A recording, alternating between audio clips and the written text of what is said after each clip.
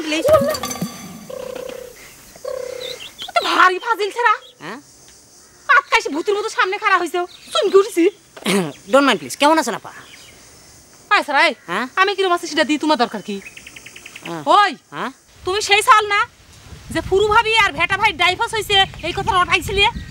সত্যি কথা তো রটানোর দরকার হয় না আপা। দেইছেও আমার কিরম করে মিথ্যে কথা কয়। ছোট বিয়ে যায় নিজে খবর লিয়ে আইছে যে এটা মিথ্যে কথা। Don't mind please.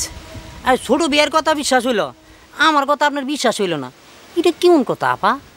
তোমাকে দেখতে সিটার ফটকাবাজের মতো দেখা যায় সেজন্য। যাই গিয়ে কও খানা খাই এসে আমার সামনে উদ্বিলের মতো পড়লে গে তুমি। আপনার একটা খবর দেওয়া খুব জরুরি মনে করলাম আপা।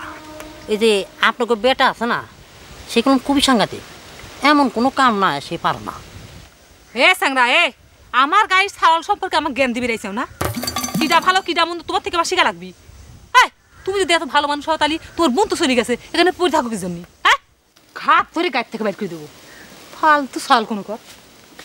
গায়ের মানুষ হইলে কি সব কিছু জানুন যায় আপা? শোনেন, ওই বেটা তার বড় বউকে খুন করার জন্য গেদা ডাকাইতের সাথে যুক্তি করছে।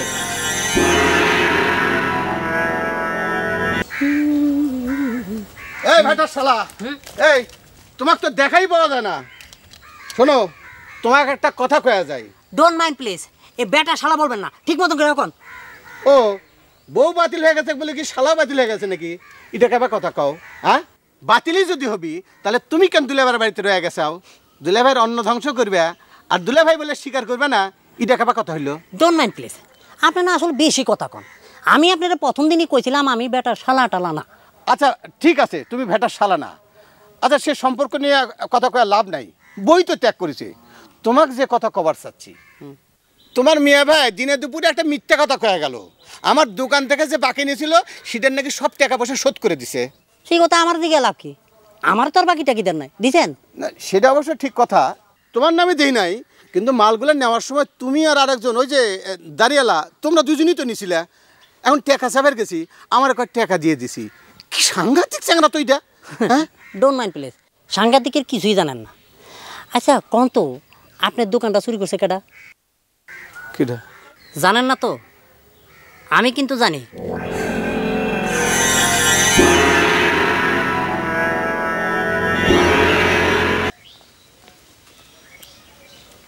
কে রে? ওক বাইন্দা চুচে কিসের জন্য? এ কি করেছিল রে? হ্যাঁ তুই না আমার সাথে লম্বা লম্বা কথা কে আসলু? হ্যাঁ কে রে? এই কি হয়েছে? কি হয়েছে তোর? তো সকালবেলা এসেছি করবা দিছিস কে? না দোস্ত, আসিছিলাম তো অন্য একটা খবর নিয়ে। আসে তো দেখতেছি অন্য ঘটনা। ওক বাইন্দা চুচু কিসের জন্য? আরে ওর মাথা খারাপ হয়ে গেছে, যাক তাক যাইছে দেখ হয়ে বাড়াচ্ছে। কাল রাত্রি বেরেন আরো বেশি শর্ট হয়ে গেছিল, ওই জন্য বেঁধে তুইছি। তাই তো কই, আমার তো হিসেব মিলে গেল দোস্ত। হ্যাঁ কথা নাই বার্তা নাই, আমার সাথে হঠাৎ করে দেখা। কয় কি জানিস? কয় আপনার দোকান কে চুরি করেছে সেটা আমি জানি।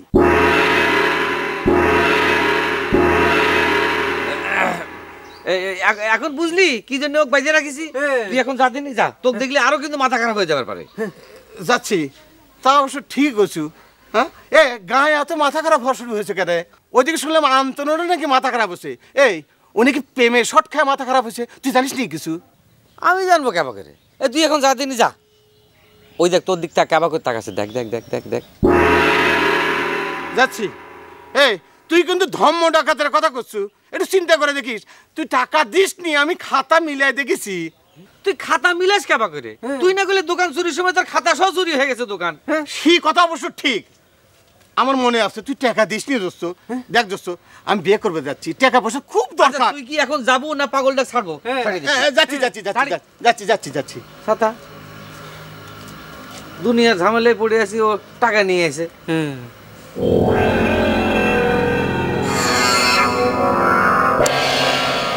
হ্যাঁ